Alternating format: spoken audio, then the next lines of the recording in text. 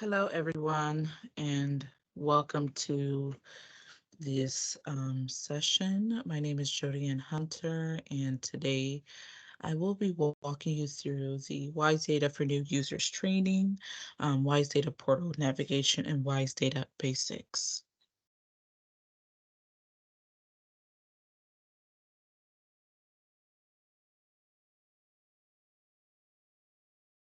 All right. This session is going to be roughly about 45 minutes long. With a barcode at the end of this training session to leave any reviews that you may have.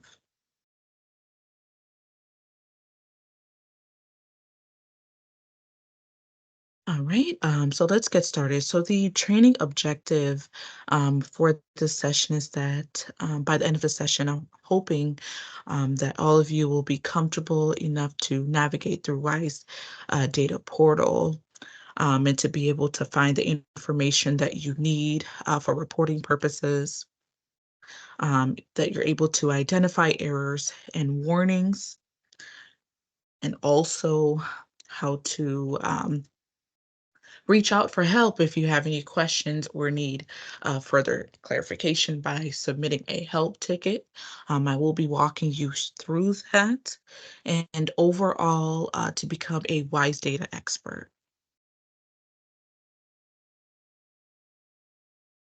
All right, so now you may ask, why does DPI collect data?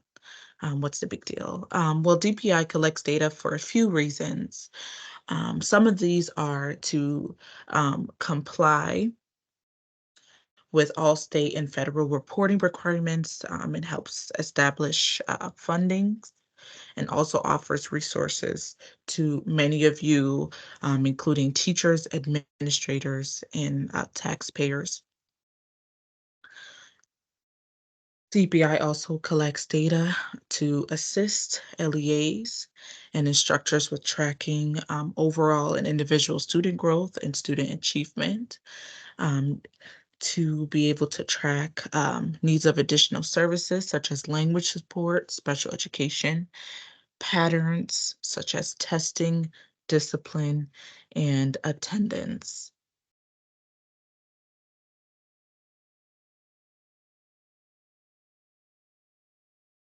All right, let's dive into WISE Data Portal. What is it and how does this relate to reporting data? Well, WISE Data Portal is an application used to confirm that data is sent from your student information system, also known as your SIS, to DPI. It is a multi-vendor open data collection system. WISE Data Portal is also read-only or a view-only application.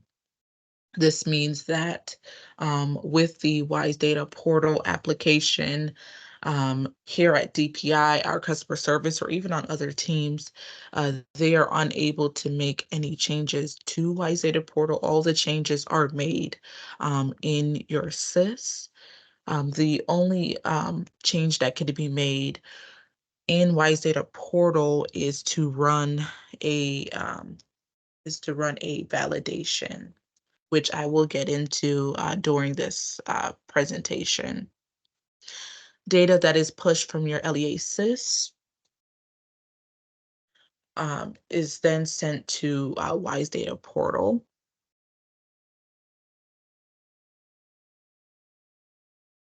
And data that is visible in WISE Data Portal today will be visible in WISE Dash the following day.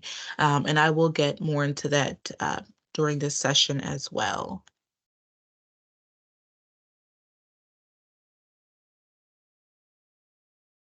One of the most important elements of DPI is data privacy. Data privacy is used to guarantee uh, that data is linked to the right individual. I'm sorry, to guarantee that data is linked to the right individual, WISE Data connects to WISE ID. WISE ID is a unique identifier assigned to each student and teacher, and this follows them throughout their kindergarten through 12th grade education in Wisconsin. Teachers are also given a WISE ID as well. And if by any chance that um, student or those students become a teacher, their WISE ID will remain the same. Besides WISE ID, another way that data privacy is implemented is PII, also known as personally identifiable information, which is any information that permits the identity of an individual to be directly or indirectly inferred, including any information that is linked or linkable to that individual. And more information can be found by clicking on the Student Data Privacy Resources page here. And this will allow you to be able to review student privacy resources, which covers different users, such as district resources, general data privacy resources, legislation and policy resources, and a few others. You may also view some examples of PII here, and I will also be going over just a few examples of PII in the next slide here.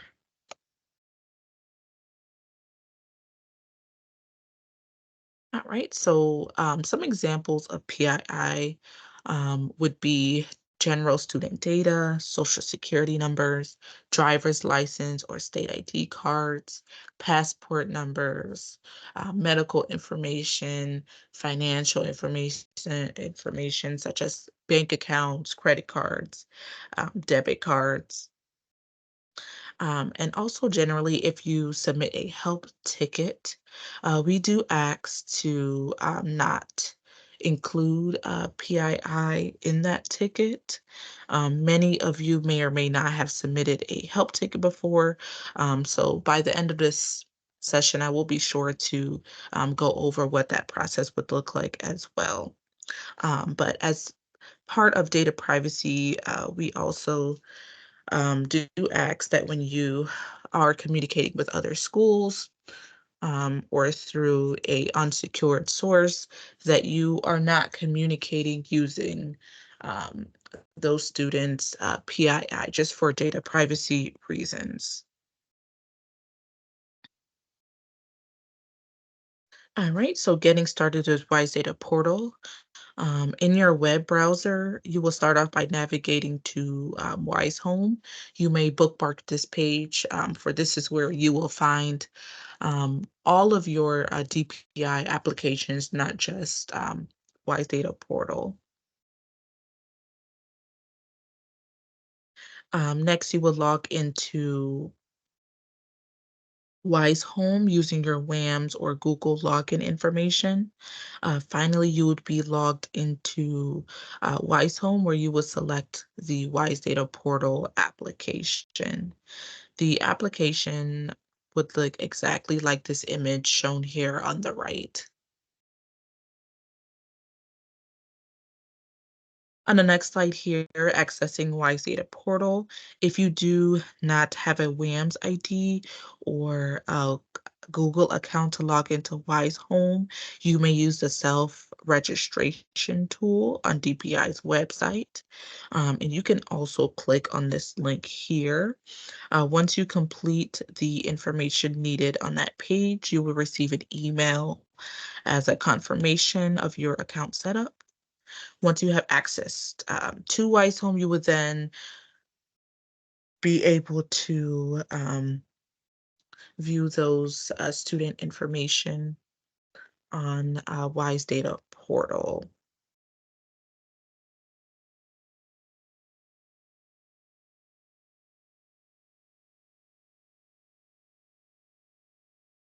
And please keep in mind that there are also two WISE Data Portal roles. These are agency and agency read.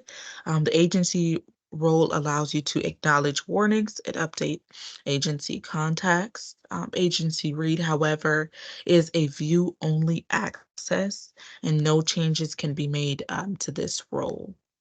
And you may request access to not just Wise Data Portal, but to any application um, by selecting the Request Access tab in Wise Home.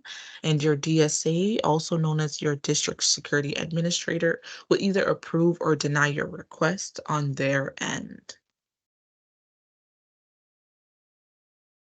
And also, here at customer service, we do receive a handful of tickets asking us to assist with um, user roles or accessing applications. Generally, with those type of tickets, the way that we go about them is we will recommend that you reach out to your DSA so they could assign you a role or approve your request. And if you do not know your DSA, we will provide you with their information.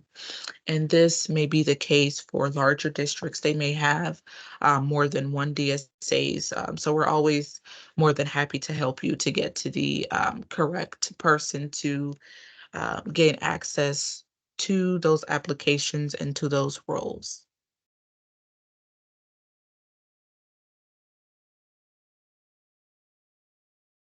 So here I'll be going over the data submission process briefly.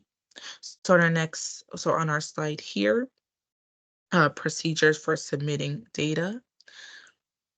To start off, so you as a LEA, the school district, will input your information into your SIS, also known as your vendor. The data is then transmitted or pushed to Wise Data Portal to be validated in the Wise Data Portal. Users will watch for, or you will watch for and examine any errors or warnings to make those changes in your SIS. And these are important for reporting purposes and making sure that the data are not throwing any validations, which we will get into that in a few more slides here. And after the data is entered accurately in Wise Data Portal, it will then move to the data warehouse, also referred to as Wise Dash. And here's also just a great flow diagram, which just goes over what I had just previously explained. This is for more of like visual learners. So once again, you're here. So this is you right here as an LEA. You're then submitting that data in your SIS, also known as your vendor. The data then goes through an API system and then flows or pushes to Wise Data Portal and also Wise ID and Wise Data. The data is then flowed over to the data warehouse here, as you could see, also known as Wise Dash.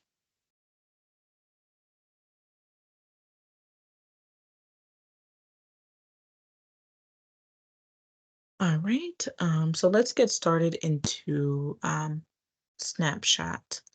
So DPI snapshot is taken at regular intervals to gather certain data, statistics for a specific date.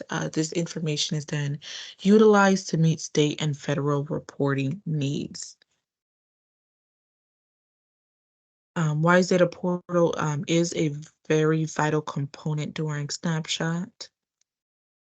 As you can see, there are two times of year that Snapchat is collected in May and in December. The data that is collected may also differ from public and choice schools. They aren't required to input the same data. And just for an example, as you can see here on the image, for instance, in May snapshot, the data that's collected for public school. Here, as you can see, ELL data, homelessness data, migrant student status, and parent in the military data. However, for choice schools, that data is not a requirement. And that is the same for December. The data that's collected for public school, once again, may not be the same for choice schools.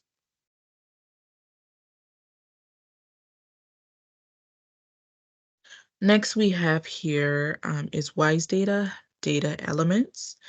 You may use the WISE data elements page here to view all the specific data element pages, WISE data and other applications such as WISE Staff, WISE ID, and more. And I'm actually going to go ahead and click on this page here.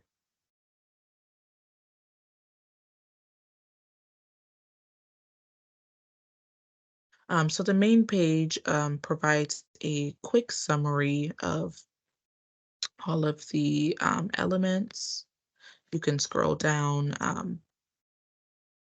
for more information. You also have the option to download the data element page for notation purposes if you would just like to have it there with you to reference back to. And each of these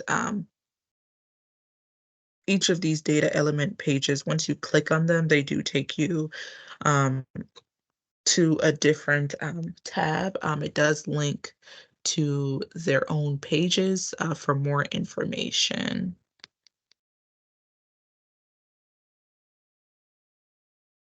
And these data element pages and resources will be pretty important when completing WISE data reporting tasks.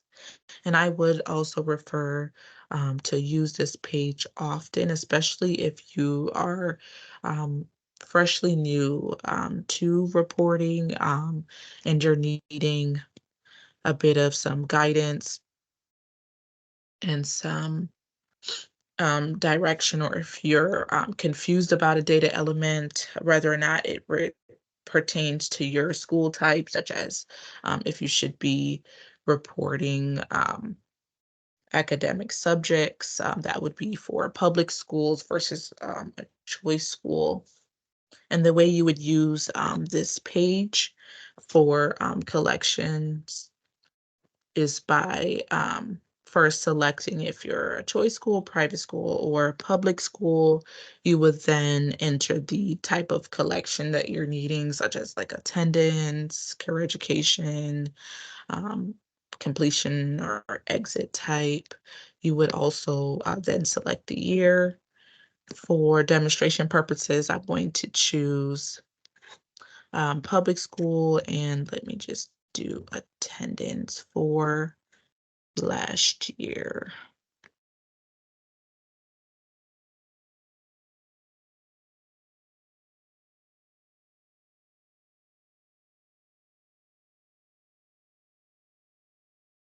All right. So once you select the school type, the collection, and the year, you would then populate the data elements that are required for your school type, which may be very, very, very helpful when you're doing your or you're in your reporting process.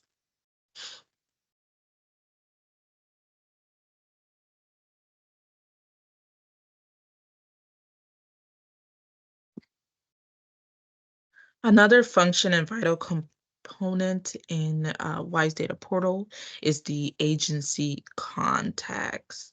WISE Data users are expected to update their agency contact information at the start of each school year.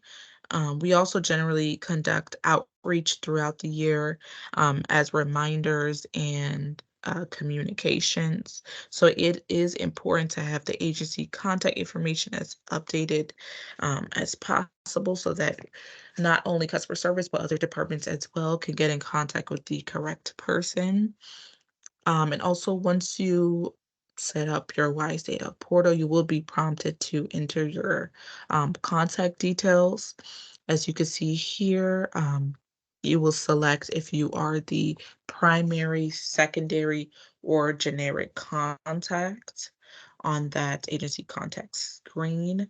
We do ask that the primary person to be listed is the person that primarily uses Wise Data portal or primarily is the one who enters those reports and data on their or from their SIS.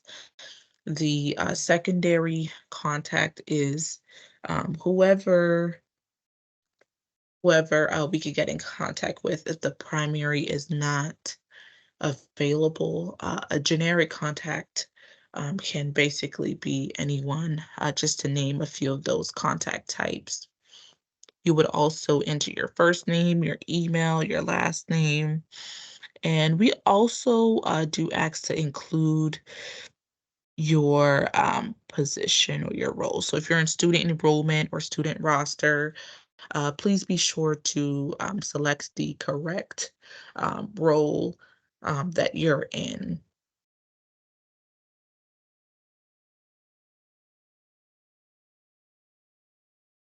So as I promised earlier, we are going to dive into data validations.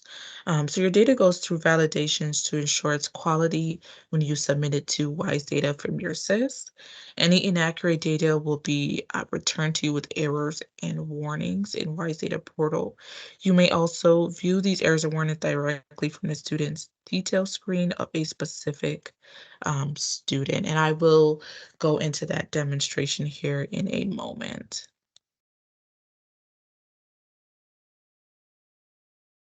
So there are three types of validations: errors, and warnings. Critical errors will prevent your data from being pushed through to data warehouse. So these are errors that are needing to be corrected in your SIS, and they will also create other errors to follow up with it, which I will show an example in a moment. Um, Errors indicate that there needs to be data that needs to be corrected or there's data that is missing. Warnings are more so questionable data that may or may not need to be fixed and can be acknowledged if data is found to be correct. And I'm actually going to sign in here to give you a brief overview of WISE Data Portal.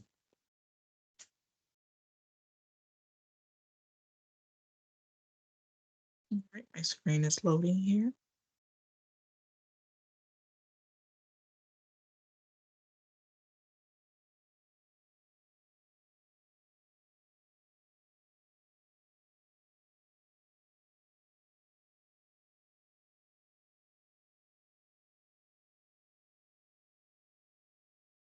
All right, let me refresh my page here.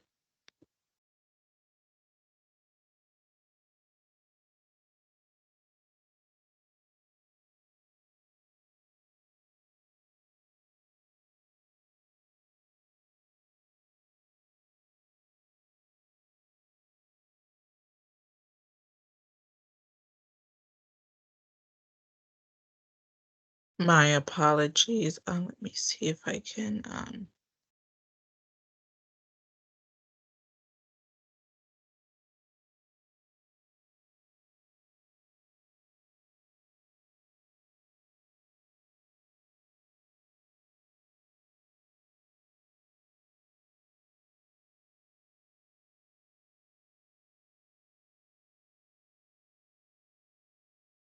All right, I do apologize. That function is currently not working at this moment for this Presentation. All right, so I do actually have I do have a image here, which is the same that you would see for validations in Wise Data Portal. So when you sign into Wise Data Portal, we do ask that you select the correct filter to be on the correct school year, the correct school type, and the correct school.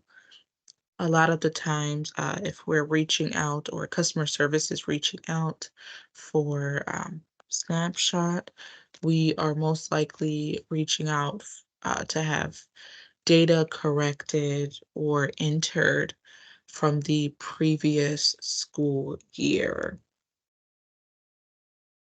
So this is just an example here of some of the warnings and errors that you would see on your end.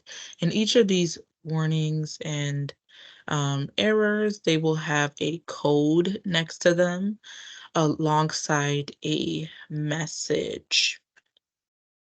So the message will explain what that validation is. And you have a short text and you also have a long text that you would be able to select on Wise Data Portal. And once you are logged in, you would select the tab right here on your left. Let's see if that loaded. Now you would select that tab right here on your left. You will then be taken to a student details screen where you can view that specific student that that error is throwing for. And you also have the option up here to select if you would like to see just errors, warnings, or if you want to see the um, unacknowledged warnings and also the warnings that you had acknowledged already here as well.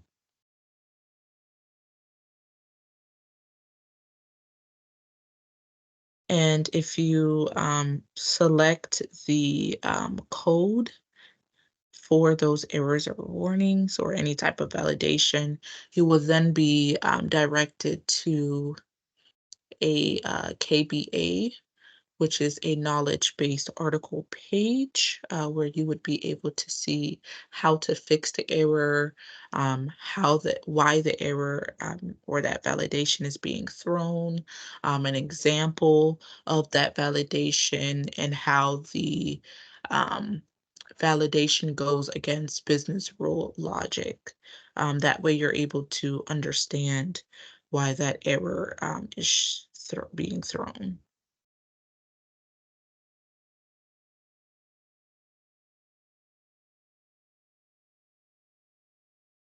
And yes, once again, so you would go to the student detail screen to view the specific students, and you may you may read the short text or select the I image for the long text. You also have the option to select, once again, the code itself to be directed to the KBA page. And this is just some more information here on how to open a KBA from Wise Data Portal.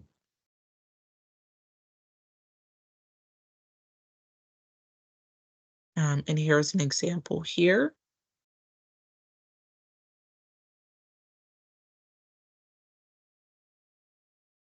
As I mentioned um, just now, this KB is going to show you how to a short text, long text, business rule impact, how to fix an example. This is very vital to figuring out how to correct those validations in your SIS. And once again, as I mentioned in the very beginning, Wise Data Portal is read only. So generally, if you do submit a help ticket, what we will do from our customer service end is we will assist you with information on how to correct the error.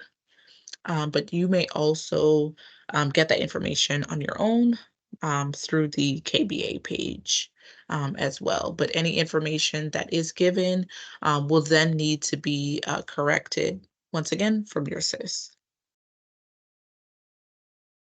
And DBI is here to help you. If you ever have any questions or need any clarity, especially if you are a newer educator or administrator, you may submit a help ticket from DPI website. Um, and the website is here.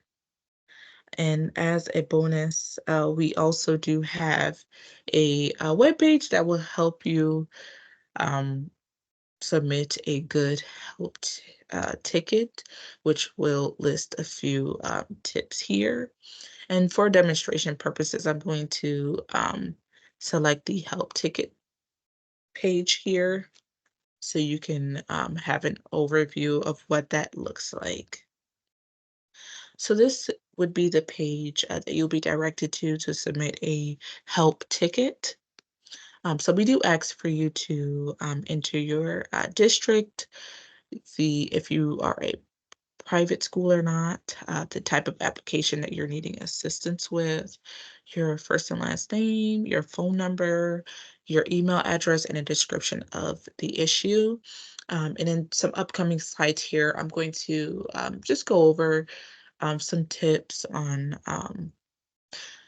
what type of information that would be best practices to enter in the description of the issue alongside some not so helpful descriptions to put in.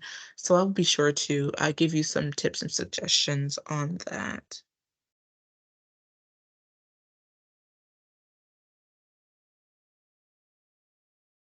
And also, anyone can submit a help ticket. So please note that even though it is not required to enter your district, just so it could be a little bit more time efficient for not just our end on customer services side or other departments, but also on your end as well. We do ask for you to enter your district. That way we can know exactly where you're from. So if we're needing to see if you have, like, for instance, a specific role, we can search from your district. If not, we would then just need to do a little bit more research on our end to figure out where you're located as far as your district, which, as I said, that may be a little bit more time consuming. So we do ask that you do enter your district information.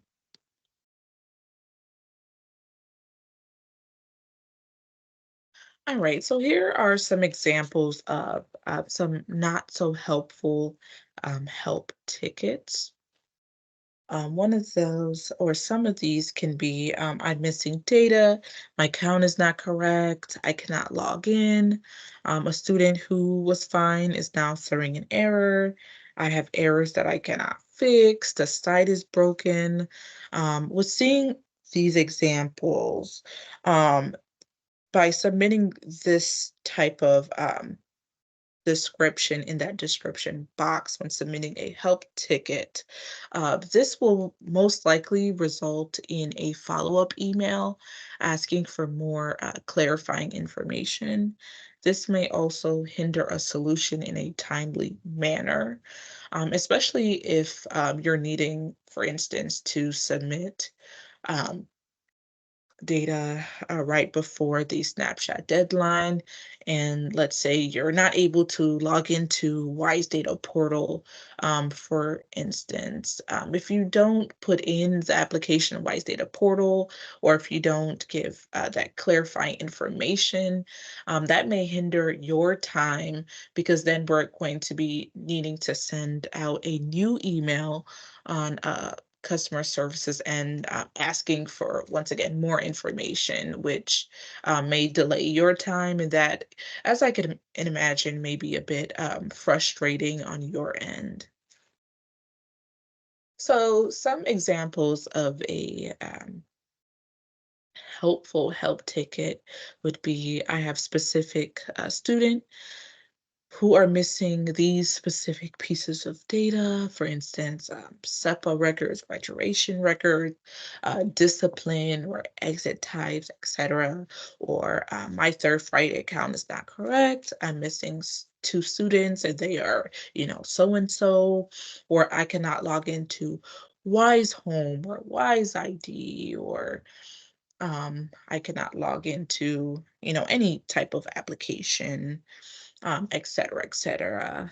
Or a student Wise ID is throwing this error, and I can't figure out why and how to, or another example would be, how do I fix error, 1, 2, 3, 4, 5 or so.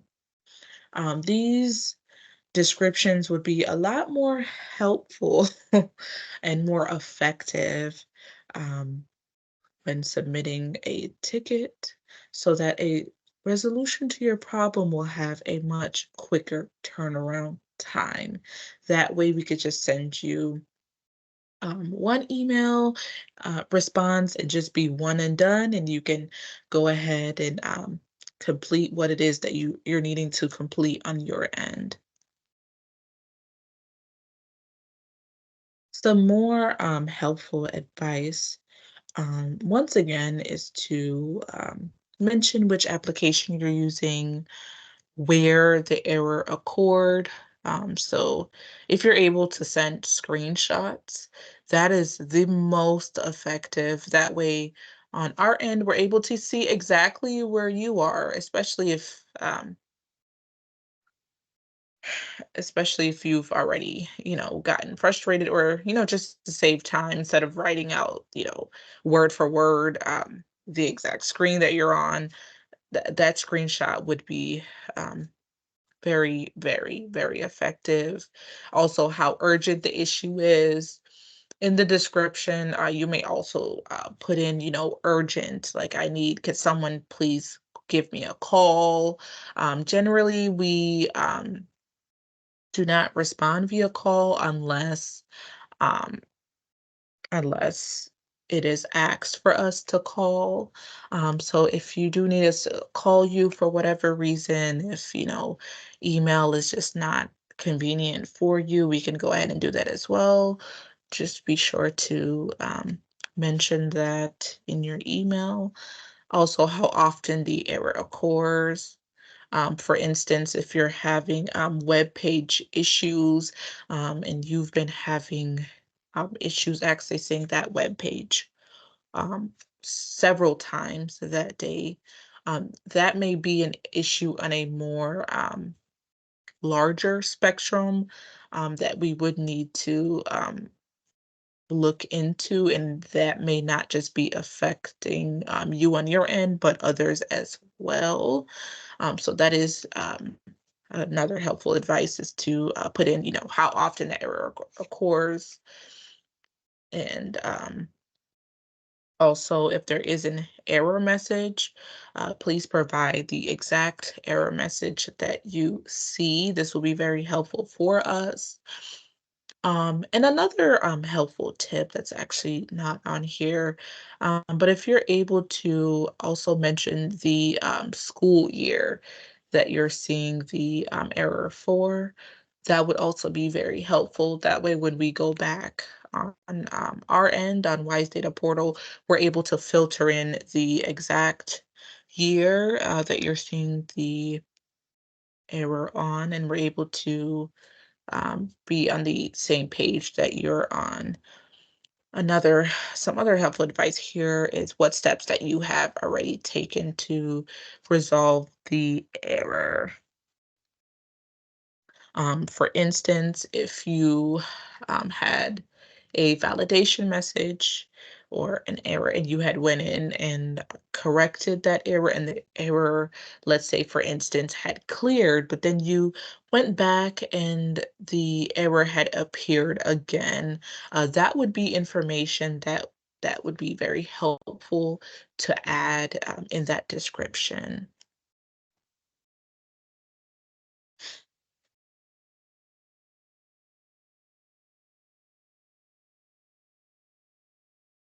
So to stay up to date, we do have a WISE events calendar. To view deadlines for snapshots or data submissions, the WISE data events calendar will be definitely your best go-to. Feel free to also bookmark this page as well by clicking on the link here. On this page, you could sign up for CISA training, user group webinars, and CIS vendor conferences. On the WISE events calendar, you may also view by day or by month to see important events and dates. So you have the option to filter that page to your liking.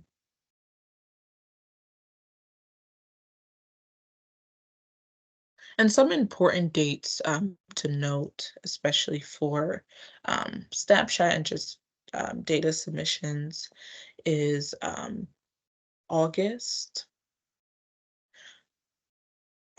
which is going to be a collection of your year end attendance, exit types, graduates, rosters. October, which is when customer service begins their outreach and other departments as well.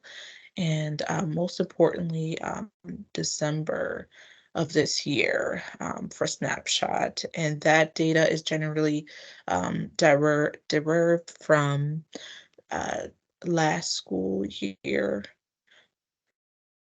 and also the third Friday of September enrollment and the October 1st child count.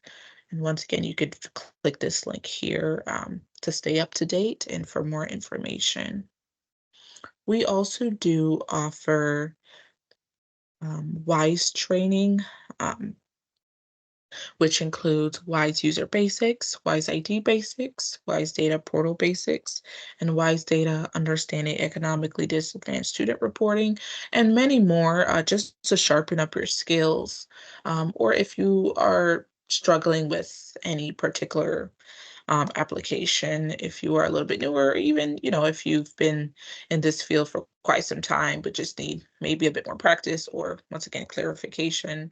I do strongly suggest that you look into WISE training.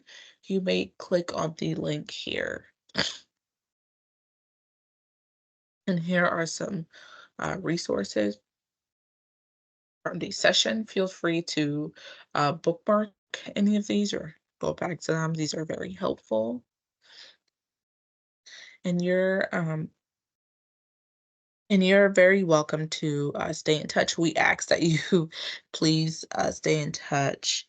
We have weekly WISE user group calls that you may join to listen for updates from various teams. And you may also ask questions as well, like if you're needing clarification on something, or if you just need to be in the loop of what's new or any updates. You may also join Google or Google Community, also now known as Google or previously known as Google Currents. So please feel free to definitely stay connected. And your voice does matter. So on any of these web pages, please, we do ask that you enter your feedback if you're have anything that you need clarification on or just want to voice your opinion, there is a Wise Data Portal feedback option at the bottom of those pages. Please feel free to utilize those. All right, so that completes the session for today. I hope this session helped a lot of you new users to become more familiar and comfortable with navigating Wise Data portals, identifying those errors and warnings, submitting um, that data. I hope you're able to know where to go for help and to submit tickets.